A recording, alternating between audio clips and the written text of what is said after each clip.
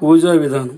మా గణపతి మనస స్మరామి మా పూజకాల సామాన్లన్నీ కూడా ఇలాగ అమర్చుకుంటూ మనం ఇప్పటికప్పుడు శుభ్రపరచుకుంటూ పువ్వులు ఇలాగ అలంకరించుకోవాలి. తర్వాత నైవేద్యం సంబంధించి మీ దగ్గర ఏముంటాయి పటికి పందిరి ఉంది పెట్టుకుంటూ అలాగే దీపానికి మన ఒత్తులు రెడీ చేసుకుంటూ ఇలా నూనె నానబెట్టుకుంటూ ఆ తర్వాత అగరబత్తిని తీసుకోవాలి.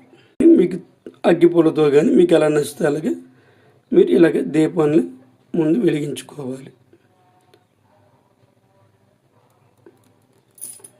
ఎత్తుకొలిది మీ దగ్గర నైవేద్యానికి ఏముంటే అవి అమర్చుకుంటూ ఇలాగ దూపాన్ని వేసుకుంటూ ఉండాలి. మీకు ఏ విధమైన శ్లోకాలు వస్తే ఆ విధమైన శ్లోకాలు మనస్ఫూర్తిగా ఏది చేసినా మనస్ఫూర్తిగా దండం పెట్టుకోండి.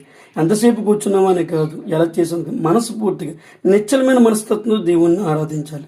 ఆచన్యం ఓం కేశవాయ స్వహ నారాయణ స్వహ మాధవాయ స్వ గోవిందాయ నమః శుభ్యం శుచి ఓం కేశవనారాయణ మాధవ గోవింద విష్ణుమస్వంత విక్రవామన ఋషికేశ పద్మనాభధామ శంకర వాసుదేవ ప్రద్యుమ్న అనంత పురుషం అదృష్ట నరసింహ అచ్యుత జనంత ఉపేంద్ర హరి ఓం శ్రీకృష్ణ పరబ్రహ్మణే నమః ఆపదం హాతందాతారం సర్వసంపదం లోకాభిరామ శ్రీరామ భూయ భూయ నమో నమః సర్వమంగళ మంగళి శివి సర్వాది సది సరణి త్రయంకి దేవి నారాయణి నమస్తుతే.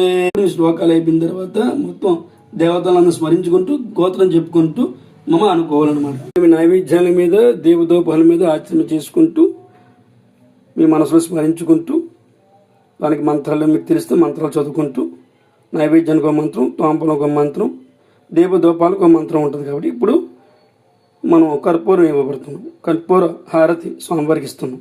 ఓం లక్ష్మీ రాష్ట్ర ముఖ్యమంత్రి సమస్త మంగళాన్ని బాగుంది నిత్య శ్రీరస్తు నిత్య మంగళాన్ని శ్రీ వర్ణాభ అయ్యప్ప స్వామి స్వామి వినాయక సమస్త దేవతోభ్యో నమః కర్పూర నీరాజనం దర్శయామి కర్పూర నీరాజనం సమర్పయామి.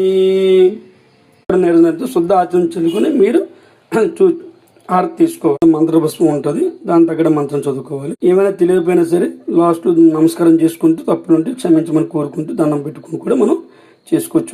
ఎవరు శక్తి కొలితే ఇప్పుడు నాకు తెలిసింది ఏదో నేను భగవంతుని స్మరించుకుంటూ మనసులో నేను చేసుకుంటున్నాను. కాబట్టి అలాగే ఎవరికి దోచినట్టు దండమైన పెట్టుకుని మనస్ఫూర్తిగా ఏదైనా చేసినా మనస్ఫూర్తిగా నమస్కారం చేసుకోవాలి. తెలుసుకోవడం అంటే ఈ విధంగా మీరు పూజ చేసుకోవచ్చు. మీ ఇంట్లో పెద్దవాళ్ళు ఎవరైనా కాలం చెల్లిన వాళ్ళు ఉంటే ఈ విధంగా పెట్టుకొని మనం ఉత్తరాసరి పెట్టుకొని పేట వేసుకుని నాకైతే ముగ్గులు రావు, నాకు తోచింది వేసిన ఈ విధంగా దీపం పెట్టి దండం పెట్టుకున్నాను. నేను మనస్ఫూర్తిగా చేసుకోమని చెప్తాను తప్ప అంటే ఇలా చేయాలి అలా చేయాలని చెప్పేంత గొప్ప నేను కాదు, ఎవరిని ఉద్దేశించి కూడా కాదు.